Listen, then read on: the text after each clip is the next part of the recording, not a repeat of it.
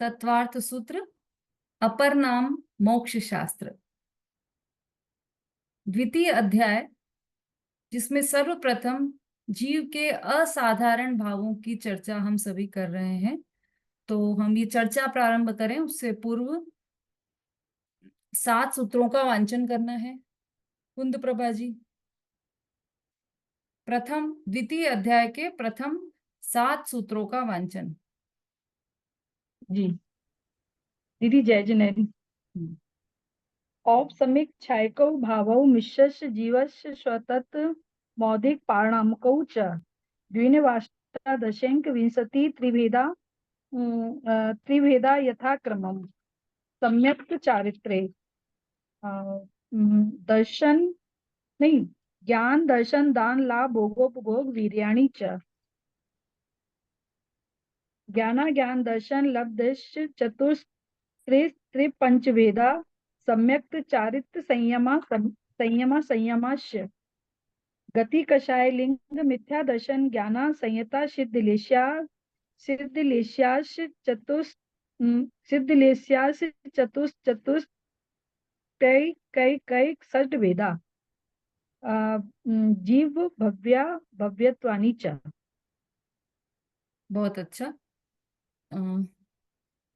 अनीता जी दोसा।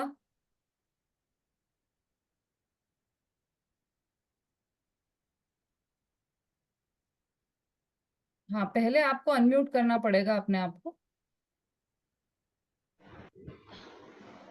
दीदी जय जिनेन्द्र। हाँ जी। दीदी याद तो है नहीं, देख के बोल सकते हैं। हाँ, देखकर स्पष्ट उच्चारण करने का प्रयास कीजिए। अच्छा दीदी बोल रहे हैं।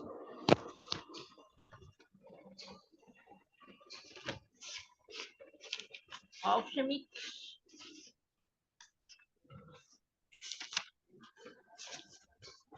औपशमिक शायकौ भाव मिश्रस्य जीवस्य सतत्व औदायिक पारिणामकौ च द्विनाष्टादशैक विंशति त्रिभेदा यथाक्रमम् सम्यक् चारित्र्य यत्। सही बोल रहे दीदी? हाँ हाँ, ज्ञान सम्यक् दर्शन लाभ भोगो भोग वीर्याणि च ज्ञान दर्शन चतुष त्रि पंचभेदा सम्यक चारित्र संयमाश्य गति कसाय लिंग मिथ्या दर्शना ज्ञान संयता सिद्ध लेशास चतुष कई षड भेदा जीव भव्यत्वानि च उपयोगो लक्षणम। बस 7 सूत्र है ना इससे संबंधित, वो फिर नया हमारा विषय वहां से नया प्रकरण प्रारंभ होता है। ये 7 सूत्रों का ही वांचन आपको प्रतिदिन करना है। तब आपका स्पष्ट उच्चारण तभी होगा आपका जब आप इसका प्रतिदिन वांचन करें। तो ये प्रथम जो 7 सूत्र हैं द्वितीय अध्याय के, वह सातों ही सूत्र जीव के असाधारण भाव से संबंधित हैं। इसलिए इन सूत्रों का प्रतिदिन वांचन अवश्य करें, अभी क्योंकि हमारा यह प्रकरण चल रहा है। अब हमने अभी तक औपशमिक क्षायिक 2 भावों की विस्तार से चर्चा की है। सामान्य रूप से तो हमने 5 ही भावों की चर्चा की है। एक उदाहरण के माध्यम से हमने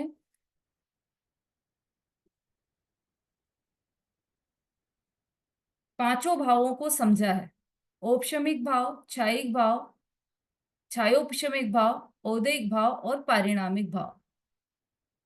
ये जो 5 भाव हैं, इनमें से ये जो 5 नाम है भावों के, इनमें से किसी भाव का एक और अतिरिक्त नाम है। वह क्या है? यह किसी को पता है तो वह हैंड रेज कीजिए। रेणु जी। दीदी छायोपशमिक भाव का उसको मिश्र भाव भी कहते हैं। बहुत बढ़िया, सही जवाब दिया है आपने। और धर्म की शुरुआत किस भाव से प्रारंभ होती है? अभिलाषा जी। जय जैन दीदी, औपसमिक भाव से धर्म की शुरुआत होती है। बहुत अच्छा।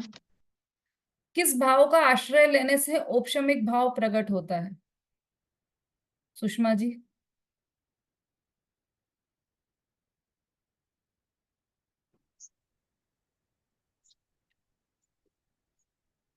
जय जिनेन्द्र दीदी, पारिणामिक भावों का आश्रय लेने से औपशमिक भाव प्रकट होता है। बिल्कुल ठीक है। औपशमिक भाव के कितने भेद हैं? समता भाभी। 21 भेद है दीदी, जय जी। हाँ, चलिए कौन बता रहा है? 18। नहीं, आप क्लास में नहीं थे क्या? शोभा जी बोलिए। जय जैन दीदी, हम्म। औपशमिक भाव के दो भेद हैं, औपशमिक सम्यक्त और औपशमिक चारित्र। बिल्कुल ठीक है। कितनी प्रकृतियों के उपशम से औपशमिक सम्यक तो होता है? लतिका जी।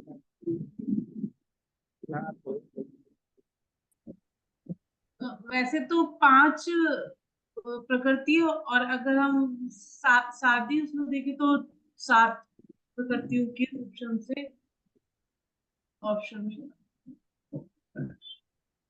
हाँ ठीक है।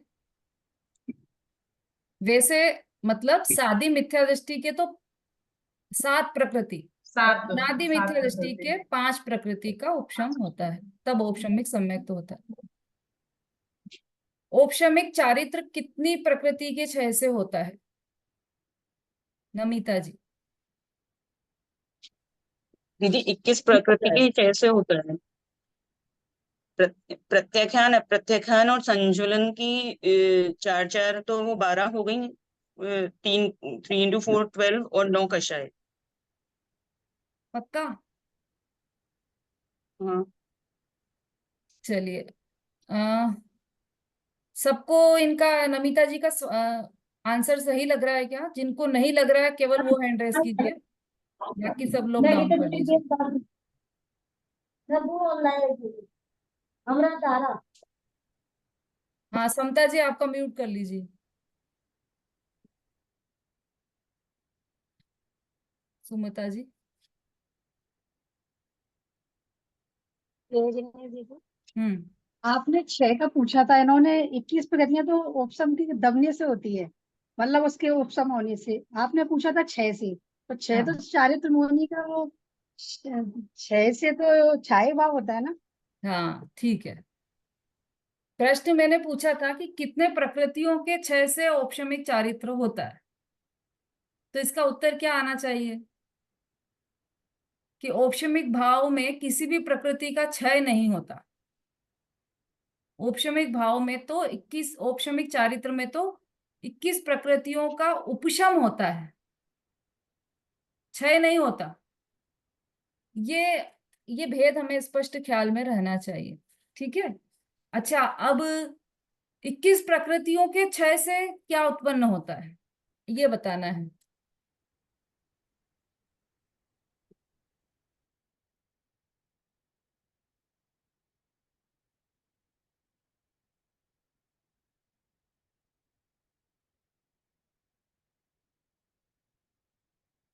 सुषमा जी। दी 21 प्रकृतियों के 6 से छायिक चारित्र प्रकट होता है।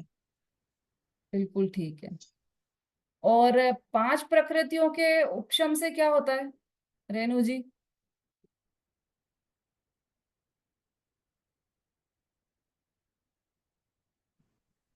दीदी 5 प्रकृतियों के उपशम से तो दीदी उपशम सम्यक्त प्रकट होता है। वेरी गुड, बिल्कुल सही। तो ये उपशम और क्षय का हमें अर्थ बराबर ख्याल में रहना चाहिए। उपशम में दबना होता है कर्म प्रकृतियों का, और क्षय में सत्ता से ही नाश हो जाना, आत्यंतिक वियोग हो जाता है जीव से कर्म प्रकृतियों का, उसे क्षय कहते हैं। नष्ट हो जाते हैं जिसमें कर्म, उसे क्षय कहते हैं। तो ये दोनों में फर्क है, वो ध्यान में रखिएगा। अच्छा, मैंने 5 भावों के बारे में 5 अलग अलग बातें बताई थी। तो औपशमिक भाव के बारे में क्या बताया था? औपशमिक भाव के बारे में सबसे ज्यादा ध्यान में रखने योग्य बात क्या है, अंजू जी? रेजिडेंट दीदी, धर्म का प्रारंभ होता है। औपशमिक भाव से धर्म का प्रारंभ होता है। छायिक भाव से क्या होता है, कुंद प्रभा जी?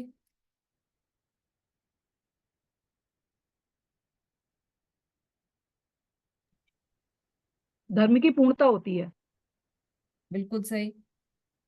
छायोपशमिक भाव से क्या होता है, नमिता जी? दीदी धर्म की वृद्धि होती है। बहुत बढ़िया। औदैहिक भाव से क्या होता है? औदैहिक भाव के बारे में विशेष बात क्या है जानने योग्य, समता भाभी?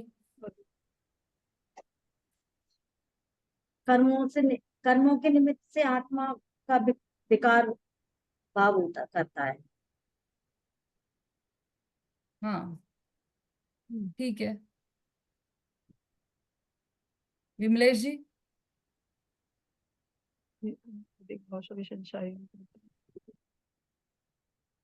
जय जिन दीदी, औदाई भाव सभी संसारी जीवों को होता है।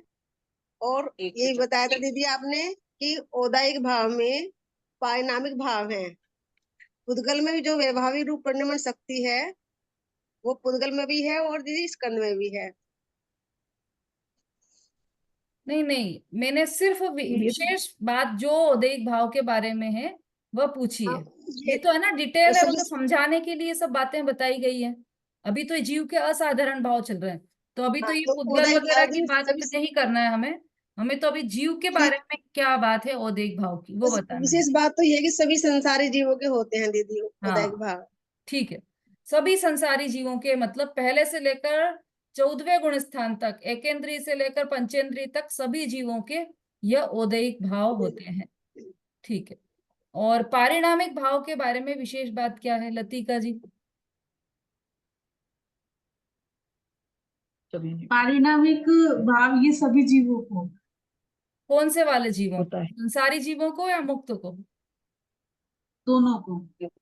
वेरी गुड, इतने पुद्गल को कॉन्फिडेंस से भी ही और जवाब देना चाहिए। दोनों को, सभी जीवों को, कोई भी जीव बिना पारिणामिक भाव के नहीं है, सभी जीव पारिणामिक भाव सहित है।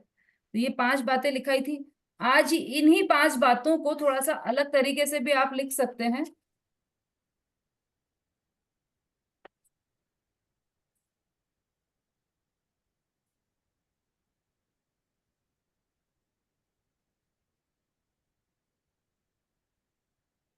हमने उसने लिखा था किस भाव से क्या होता है। अब किस भाव के बिना क्या नहीं होता, ये जो हमारा ग्रंथ है धवलासार, उसके आधार से ये कुछ पॉइंट्स हैं, वो आप लिख चाहें तो लिख सकते हैं, वैसे तो समझना अच्छा, ज्यादा अच्छा है। पहला है, औपशमिक भाव के बिना धर्म की शुरुआत नहीं होती। औपशमिक भाव के बिना धर्म की शुरुआत नहीं होती।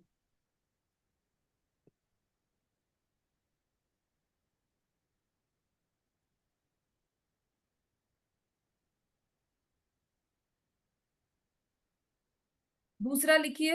हाँ, कोई प्रश्न है क्या, नमिता जी, बबीता जी? नहीं। हम्म, हाँ, हैंड्स डाउन कर लीजिए आप। बबीता जी बोलिए। नहीं नहीं दीदी। ठीक है। पहला है, औपशमिक भाव के बिना धर्म की शुरुआत नहीं होती। दूसरा, छायोपशमिक भाव के बिना कोई छद्मस्त नहीं होता। छायोपशमिक भाव के बिना कोई छद्मस्त नहीं होता। छद्मस्त कैसे लिखेंगे, तो छ द और उसमें आधा म जुड़ा हुआ, छद्म, और फिर आधा स और थ, छद्मस्त।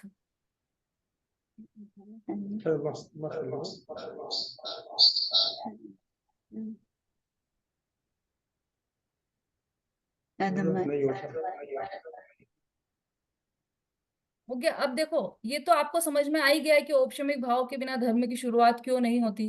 क्योंकि सबसे पहले होने वाला भाव जब भी मोक्ष मार्ग का प्रारंभ होगा तो सबसे पहले होने वाला जो भाव है वह औपशमिक भाव है, इसलिए औपशमिक भाव के बिना धर्म का प्रारंभ नहीं होता। दूसरा है छायोपशमिक भाव के बिना कोई छद्मस्त नहीं होता। इसका अर्थ यह है, छद्मस्त शब्द का अर्थ है छद्म में स्थित रहने वाला छद्मस्त, और छद्म क्या है, ज्ञानावरण दर्शनावरण आदि ये छद्मस्त है, छद्म है। तो जो ज्ञानावरण दर्शनावरण सहित है वो छद्मस्त कहलाते हैं। तो छायोपशमिक के बिना कोई भी छद्मस्त नहीं होता, या ये कह सकते हैं कि कोई भी संसारी जीव नहीं होता। जो भी छद्मस्त है, जिनको ज्ञानावरण दर्शनावरण का उदय है, जिनको कम ज्ञान है, वह कोई भी छायोपशमिक भाव के बिना नहीं होते। फिर इसके बाद लिखिए, छायिक भाव के बिना छायिक सम्यक्त्वी, छायिक चारित्री तथा केवली नहीं होते। क्षायिक भाव के बिना छायिक सम्यक्त्वी, छायिक चारित्री तथा केवली नहीं होते।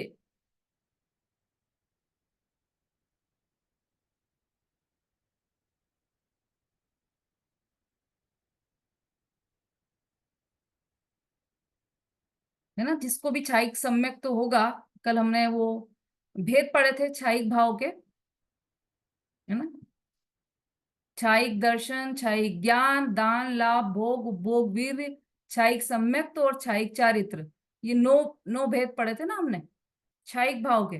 तो ये जब छायिक भाव के बिना कोई छायिक सम्यक्ति हो नहीं सकता।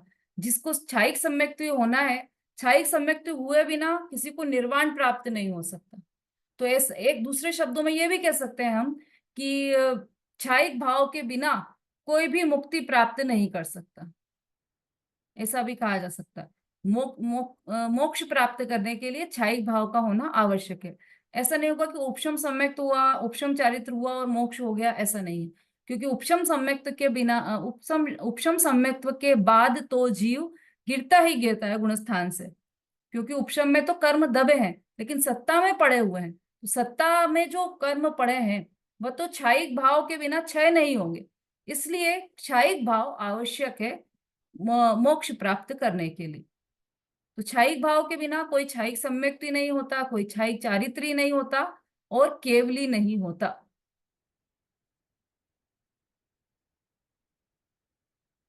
ठीक है, अगला पॉइंट। हाँ, कोई प्रश्न है, बोलिए। दीदी आपने दूसरा पॉइंट लिखवाया, 2 मिनट, आपने दूसरा पॉइंट लिखवाया था कि क्षायोपशमिक भाव के बिना कोई छद्मस्त नहीं होता। छद्मस्त का अर्थ है छद्म में रहने वाला। फिर आपने ज्ञानावरण दर्शनावरण, इसके बाद क्या बोला था, मैं लिख नहीं पाई। हाँ, ज्ञानावरण दर्शनावरण सहित जो जीव है वो सब छद्मस्त है जी। जिनको ज्ञानावरण दर्शनावरण आदि कर्मों का उदय है वो छद्मस्त कहलाते हैं। ठीक है, लिख लिया दीदी। और अभी हमारा छायोपशमिक भाव का ही नंबर आने वाला है। अभी हमने 2 भाव समझ लिए, औपशमिक भाव और छायिक भाव। अभी जो भेदों की चर्चा हमारी चल रही है विस्तार से, उसमें छायोपशमिक भाव का ही नंबर आने वाला है। तो विस्तार से अर्थ वहां पर और आपको पता चल जाएगा। ठीक है दीदी। अब चौथे नंबर का लिखिए, औदैहिक भाव के बिना कोई भी संसारी नहीं होता। औदैहिक भाव के बिना कोई भी संसारी नहीं होता, अर्थात संसार में जितने भी जीव हैं सबको औदैहिक भाव होता ही होता है। कौन से जीव संसार में, जितने भी हैं संसार में। अब इसमें कौन आ गए, तो पहले से लेकर अरहंत भगवान तक, मिथ्या दृष्टि से लेकर अरहंत भगवान तक सब आ गए औदैहिक भाव में, सबको औदैहिक भाव है।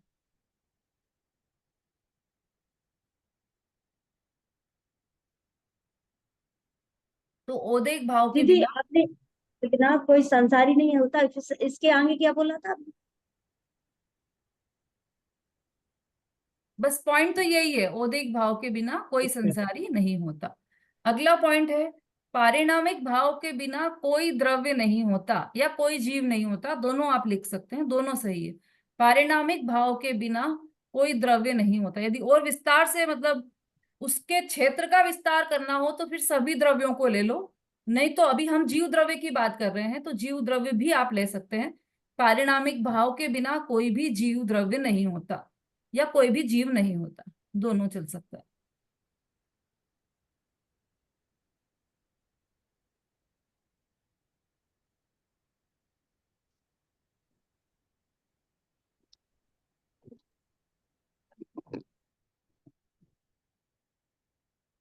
लिख लिए पांचों पॉइंट आपने? जी जी।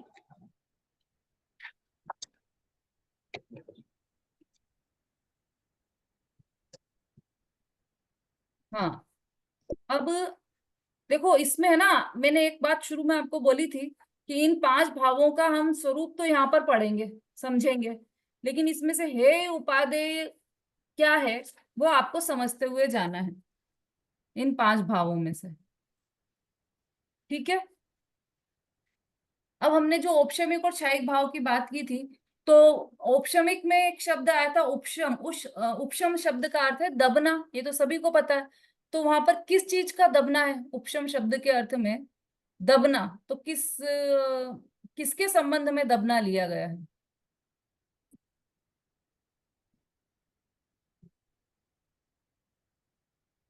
आरती जी। कर्मों के संबंध में दीदी। हाँ, तो कर्मों का दबना उपशम हो गया, और उस कर्म के दबने से जो जीव के भाव हुए वो क्या कहलाते हैं? औपशमिक भाव। औपचारिक भाव कहलाते हैं। बिल्कुल ठीक। ठीक है। ऐसे ही सब भावों के संबंध में समझ लेना आप। कर्मों के क्षय से क्षयिक भाव उत्पन्न हुए, कर्मों के उदय से औदैहिक भाव उत्पन्न हुए, कर्मों के क्षयोपशम से क्षयोपशमिक भाव उत्पन्न हुए, और कर्म निरपेक्ष जो द्रव्य है वह है निरपेक्ष पारिणामिक भाव। भाव। चलिए अब,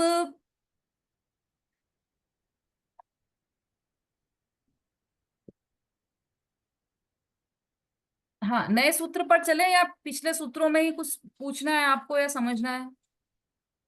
अभी तक हमने जो चार सूत्रों की चर्चा की है। पहला है औपशमिक क्षयिको भावो मिश्रश्च जीवस्य स्वतत्व मौदैहिक पारिणामिको च। फिर उसके बाद देखा द्विनवाष्टा दशेक विंशति त्रिभेदा यथाक्रमम। उसके बाद हमने देखा सम्यक्त्व चारित्र्य। फिर उसके बाद ज्ञान दर्शन दान लाभ भोगोपभोग वीर्याणि च। यहां तक की हमारी चर्चा कंप्लीट हो जी चुकी। जी। अब इसके बीच में ही हमने कर्म को भी समझा था। तो कर्म 8 प्रकार के हैं, घातिया अघातिया। और ये जो क्षयिक भाव उत्पन्न हुआ है, ये चारों ही घातिया कर्मों का नाश करके और क्षयिक भाव उत्पन्न हुआ है। इतनी बात हमारी कल चल गई थी। ठीक है। अब कर्म का मैंने डायग्राम भी भेज दिया था ग्रुप पर, वो भी आपने देख लिया होगा, है ना। आज हम दूसरा अगला सूत्र प्रारंभ कर देते हैं। आज कक्षा थोड़ा सा जल्दी अपन पूरा करेंगे, ठीक है। और एक सूचना ये भी है आपके लिए कि कल की कक्षा का अवकाश रहेगा आपका। कल कक्षा नहीं लगेगी आपकी, पाठशाला नहीं लगेगी। चलिए अब अगला सूत्र आ जाइए पांचवें सूत्र पर। ज्ञाना ज्ञान दर्शन लब्धयश्चतु स्त्री त्रिपंच भेदा सम्यक्त्व चारित्र संयमा संयमाश्च। छायोपशमिक भाव के 18 भेद हैं। कैसे पता चला कि ये छायोपशमिक भाव के भेद हैं? क्योंकि शुरू में ही उन्होंने बोला है कि द्विनवाष्टा दशक विंशति त्रिभेदा यथा क्रमम, मतलब यथाक्रम में। तो जो क्रम ऊपर लिया है सूत्र का, औपशमिक क्षयिक छायोपशमिक औदैहिक पारिणामिक, उसी क्रम में इन भेदों का समझ लेना। तो द्विनवाष्टा द्विनवाष्टा जी। दशक, तो अष्ट। अष्टदश। अष्टदश का अर्थ है 18। और इस नंबर पर कौन सा भाव आया है? तो छायोपशमिक भाव आया है। तो छायोपशमिक भाव के 18 भेद हुए। ज्ञान, देखो पहले इसका सामान्य अर्थ लेते हैं, ज्ञाना ज्ञान। तो इसमें एक ज्ञान तो स्पष्ट दिखाई दे रहा है, दूसरा फिर से ज्ञान है लेकिन उसका पहले ज्ञान में छुपा हुआ है। तो ज्ञाना ज्ञान, इसका अर्थ हुआ है ज्ञान और अज्ञान। फिर दर्शन तो क्लियर है। फिर लब्ध, लब्ध मतलब लब्धियां। चतु, ये चार, तो चार किसके लेना? कि ज्ञान के। ज्ञान की। हाँ। फिर त्रि, तो त्रि किसके लेना? अज्ञान के। फिर से त्रि, तो वो हो गए दर्शन के। फिर पंच, तो पंच हो गए लब्धि के।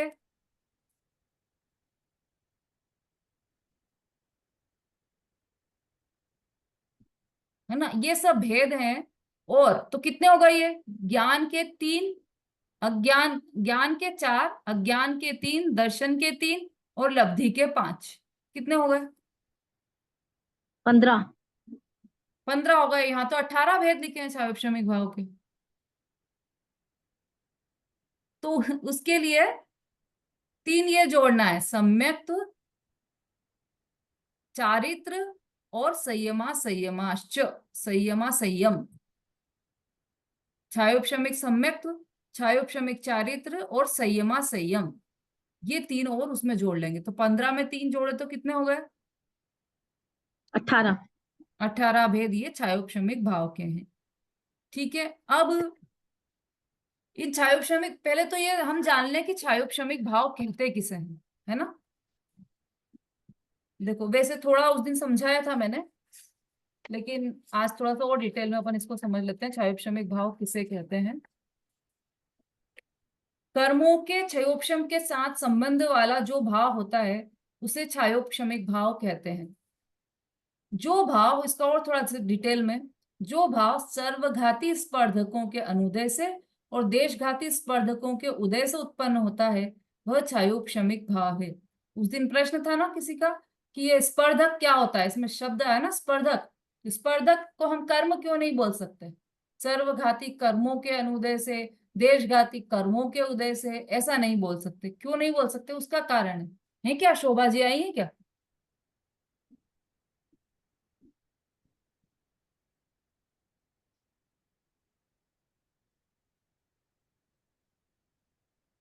हाँ शोभा जी, आपके प्रश्न का उत्तर चलने वाला है आज। स्पर्धक, स्पर्धक किसे कहते हैं? तो देखिए, सबसे पहले स्पर्धक का ही अर्थ हम समझते हैं ताकि आगे की बातें आपको अच्छी तरह से समझ में आए। स्पर्धक कहते हैं वर्गणाओं के समूह को स्पर्धक कहते हैं। वर्गणाओं के समूह को स्पर्धक कहते हैं। अब वर्गणा किसे कहते हैं? तो वर्गों के समूह को वर्गणा कहते हैं।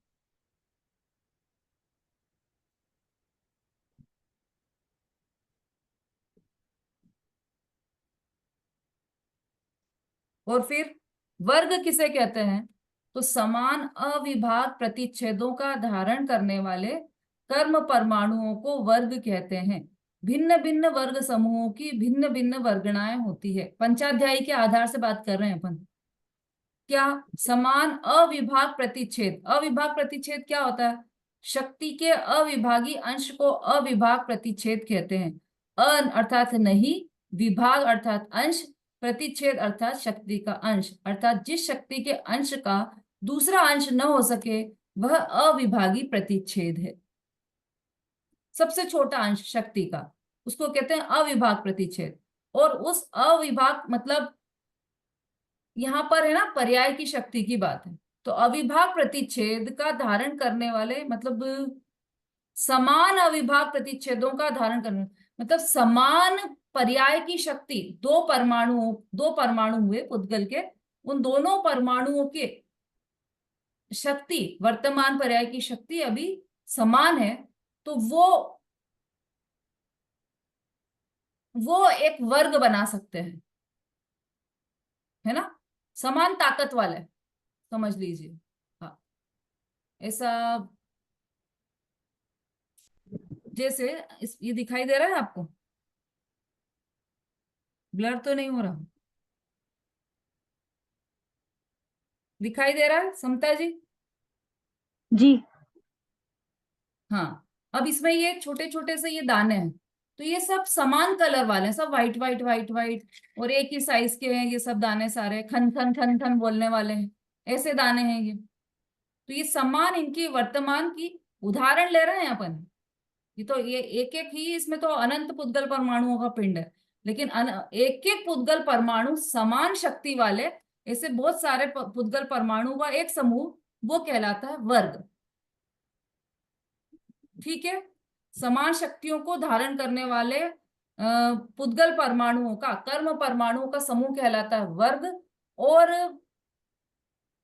ऐसे समान समान समान समान बहुत सारी वर्गणाएं बन जाती, मतलब ये एक जैसे शक्ति वाला एक ग्रुप, एक जैसी शक्ति वाला एक ग्रुप, एक जैसी शक्ति वाला एक ग्रुप, और ये सब क्या कहलाती हैं? वर्गणाएं।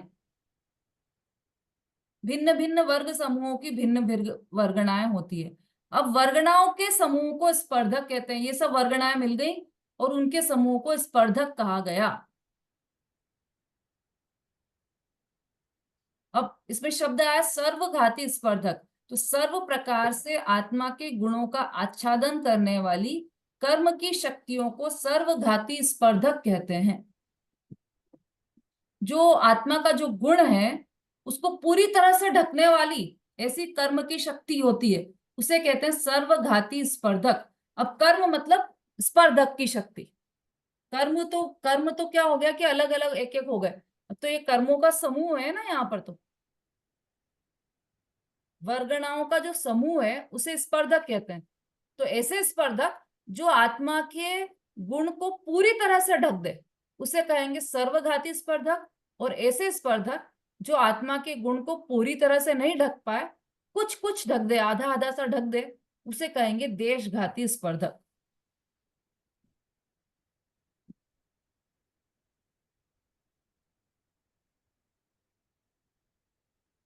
ठीक है, समझ में आ रहा है? थोड़ा नहीं आ रहा हो तो प्रश्न पूछ सकते हैं आप बीच में भी।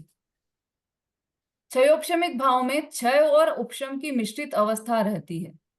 जैसे मलिन जल में थोड़ी फिटकरी डालने से कुछ तो निर्मल जल रहता है, कुछ गंदला जल रहता है और दोनों की मिली हुई अवस्था रहती है, उसी प्रकार क्षयोपशमिक भाव भी दोनों की मिश्रित अवस्था है।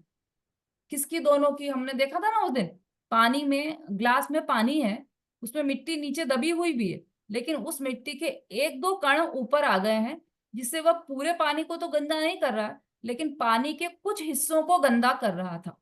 वो जो कण है उतना उतना ही गंदा हुआ ना वहां पर, तो बाकी तो पानी साफ है, लेकिन उतने उतने हिस्से को उसने गंदा किया है। ऐसे ही क्षयोपशमिक भाव में क्या हुआ कि कर्म के क्षय और उपशम की मिश्रित अवस्था रहती है। मतलब कुछ कर्म तो उपशमित है, दबे हुए हैं, कुछ कर्मों का उदय है। ऐसा ये है सर्वघाती और देशघाती स्पर्धक का। इसमें इस तरह से ही उदय और उपशम रहता है। हाँ बोलिए।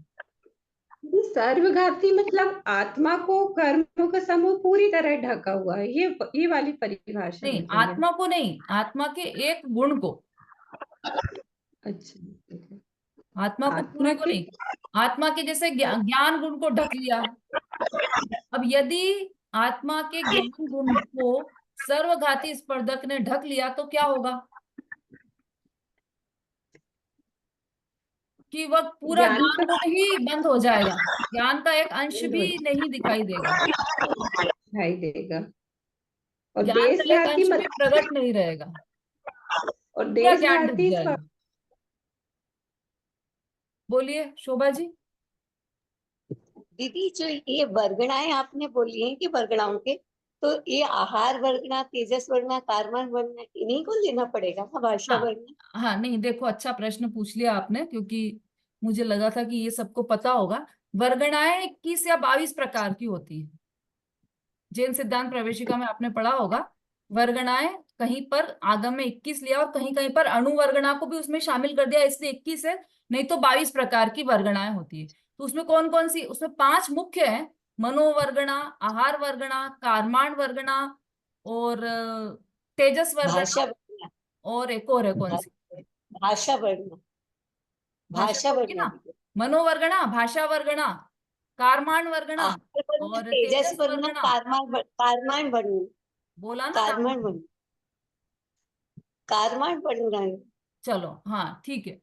तो ये इस तरह से 5 प्रकार की वर्गणाएं ये आती हैं, अलग अलग हैं। तो ये परमाणुओं के जो पुद्गल, सभी पुद्गलमय है सारी वर्गणाएं। तो परमाणुओं के अलग अलग फल देने की मतलब अलग अलग योग्यता है। तो जो भाषा वर्गणा रूप कर्म है उनकी ऐसी योग्यता रहेगी कि वो शब्द निकालें।